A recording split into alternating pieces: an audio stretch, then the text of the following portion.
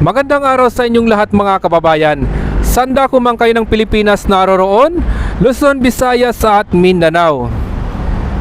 So ngayong araw nandito naman tayo sa NLEX SLEC Connector para maghatid naman sa inyo ng pinakabagong update. Titingnan nga natin mula dito sa Ramon Magsaysay Boulevard hanggang doon sa Pandacan, Manila. So nandito tayo mga kababayan sa Ramon Magsaysay Boulevard. At unang titingnan natin yung unang span na kasalukuyan nga nag-i-install sila ng mga rebar.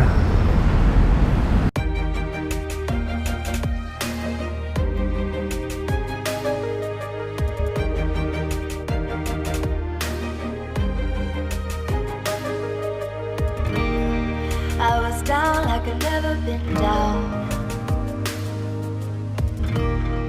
Didn't know if I would make it out. I got these voices that are holding me back. They tell me no, you can never do that. But I go where I want to. I push the boundaries if I have to. Only got one life in front of me. Why box myself in and throw out the key? Why box myself in?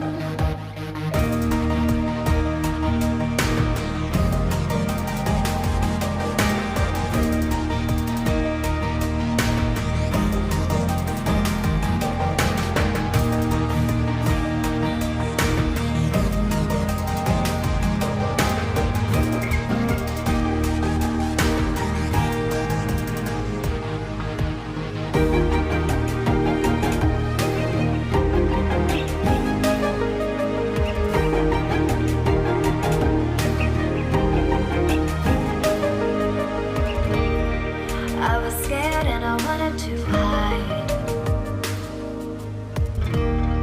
Close the curtains, stay inside. Sa ngayon naman mga kababayan, nandito naman tayo sa dating station nitong PNR. At kung makikita nyo naman mga kababayan, kasalukuyang silang naghuhukay dito nga sa harapan nitong PNR. So malapit din dito sa PUP and then Teresa Street.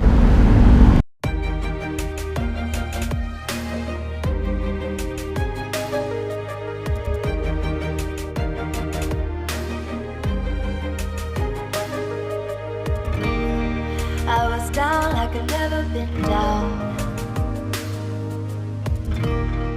Didn't know if I would make it out. I got these voices that are holding me back. They tell me no, you can never do that. But I go where I want to. I push the boundaries if I have to. Only got one life in front of me. Why box myself in and throw out the key? Why box myself in?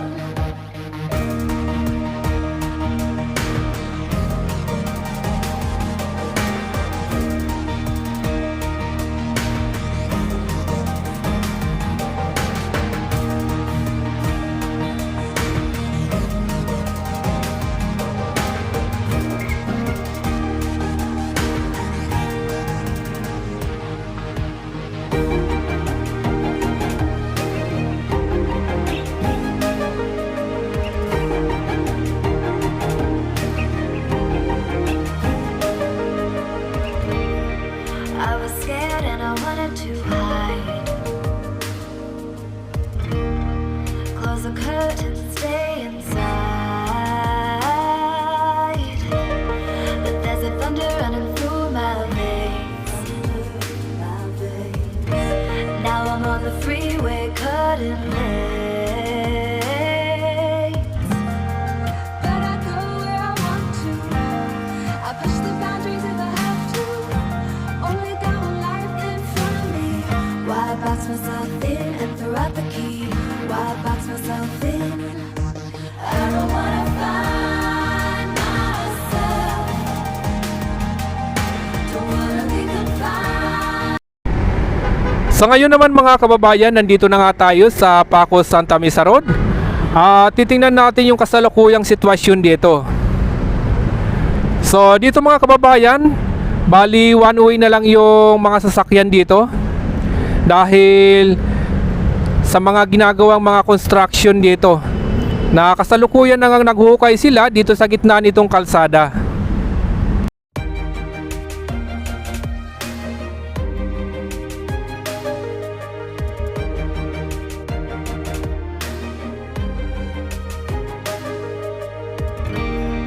I was down like I've never been down. Didn't know if I would make it out. I got these voices that are holding me back. They tell me no, you can never do that. But I go where I want to. I push the boundaries if I have to. Only got one life in front of me. Why box myself in and throw out the key? Why box myself in?